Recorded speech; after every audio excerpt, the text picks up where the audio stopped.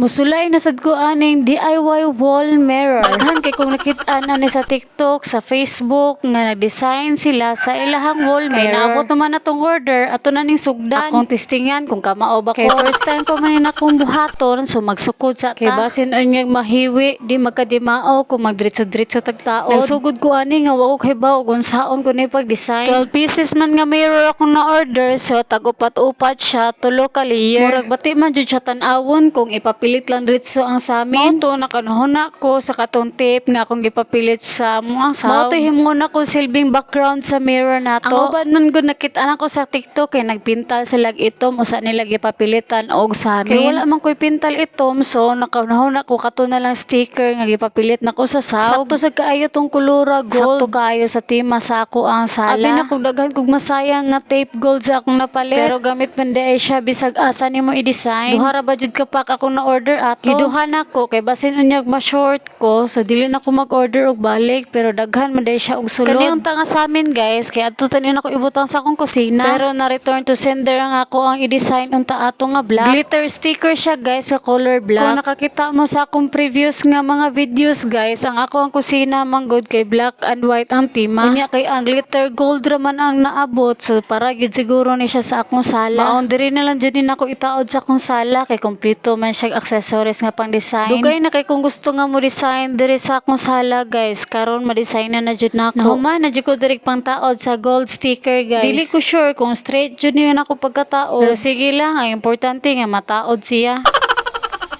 Mag-anam-anam na kog taod sa ato ang samin guys. While nagtaod ko ani guys, gikuyawan ba ako kay basin unyag mahiwi-hiwi ba.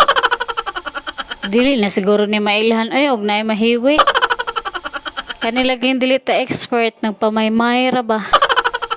Kapoy man din ang trabaho ay bisa mo papilit ra. Kanila gin hilig kita mo sundog-sundog sa tong mga nakit-an. Hala sige.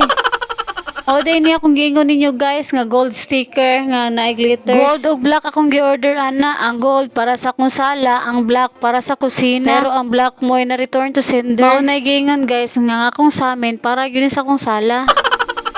Ako ni siyang gisukod guys kung asa ra ni siya kutob, pero sa ubos ra din siya pwede. Mubo ra man dai ni siya guys. Duha ra ka pack akong na-order kay medyo mahal-mahal man gud ni siya. So ang usa ka pack ani sa ubos, ang usa ka pack sa babaw. So naka-idea ko guys nga ang kilid butangan na lang nako katong gold sticker nga ibutang nako sa among saw. Finally guys, nahuman na jud ko ug ato na ning tangtangan og plastic ang atong samin. Ug dako kay ko pasalamat di ay sa sealer kay nindot kay iyang samin dili makalibat.